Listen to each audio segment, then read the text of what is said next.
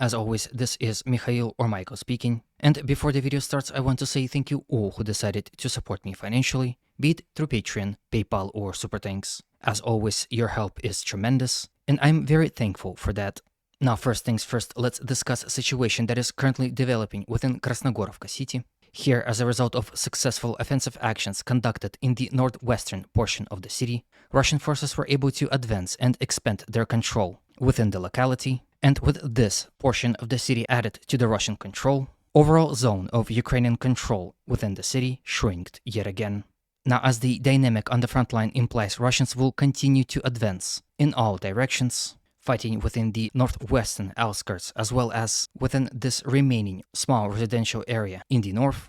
And after successfully capturing and clearing all those territories, Krasnogorovka will officially fall to the Russians. There's a reason why Ukrainians fought so hard for this city. The new axis of Russian attack after the capture of Krasnogorovka can come in the direction Kurakhivka, Galitsinivka, Zhelanное Perше, Zoryane, as well as Alexandropol until they reach these ponds, which will most certainly protect Russian flanks and allow them to attack from Netailove, as well as Nevelske in the direction of this what would seem to be future defensive line.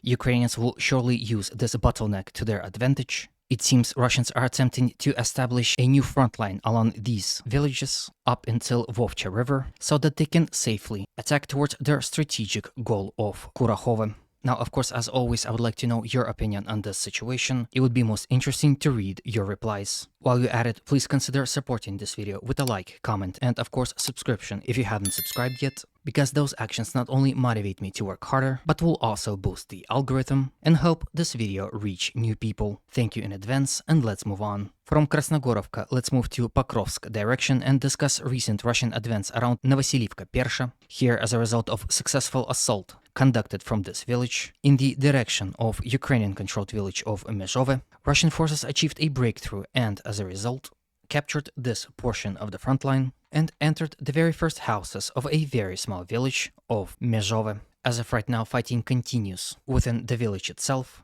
and its fall will allow Russians to attack in the direction of Komishivka, as well as the village Skuchne along the Vovcha River. If that is to be the case, and Russians are to capture the village of Skuchne, this entire territory will be cut off from supply, encircled, and systematically cleared. If we zoom out a little, we can see a much bigger picture. With this recent advance, village of Zhelane, for which Russians are currently fighting, will end up in a fire pocket, and with the fall of those two villages, the situation would only worsen. Ukrainians already have problems with rotation and supply systems within the village, as all roads that lead to it is already under direct Russian fire control. And here on this video you can see a small compilation of various Russian drones hitting Ukrainian armored vehicles. Interestingly enough, despite defending, Ukrainians continued to suffer heavy casualties, seemingly without any actual result.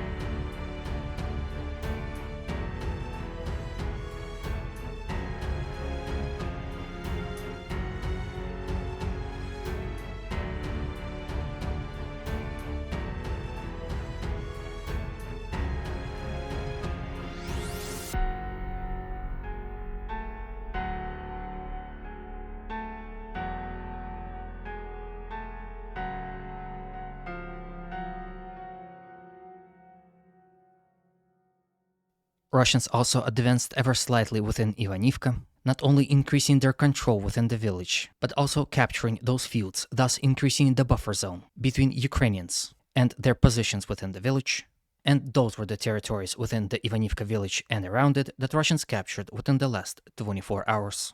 To me, it seems Ivanivka is the very last step for the Russians before they attack towards much bigger city of Hrodivka. And if we zoom out just a little bit, we can already see Pokrovsk. So the battle for the city of Hrodivka and its outcome will determine whether Russians will advance towards Pokrovsk or not. As of right now, the situation for the Ukrainians on this portion of the front is especially grim, and I highly doubt that Russians will be stopped at Hrodivka. From here, let's move towards Toretsk frontline and discuss Russian territorial gains here as well. In my yesterday video, I reported of successful Russian advance in the direction of this waste heap, and it seems, after all, it was partially true, as Russians successfully advanced here in this area and captured this portion of the front line, closing the distance between Ukrainian positions on the hill and Russian positions within the city, and as news imply, the storming operation of this waste heap will soon be conducted. In my yesterday's video, I also theorized how Russians will try to go around the waste heap in attempt to reach city of Toretsk from this direction as well. And so far, it seems Russians are doing exactly that, with Russians capturing those territories within the last 24 hours. As you can see with this territorial change, Russians successfully cleared the remaining residential area and came very close to the electrical substation. Its control will potentially allow Russians to advance along these roads, not only in the direction of Pokrovsk itself, but the city of Hrodivka also. And if we move slightly to the south, we can see that this is a pincer maneuver in the making. If Russian forces are to meet in Hrodivka, the entire Ukrainian army group fighting in this area will be encircled entirely.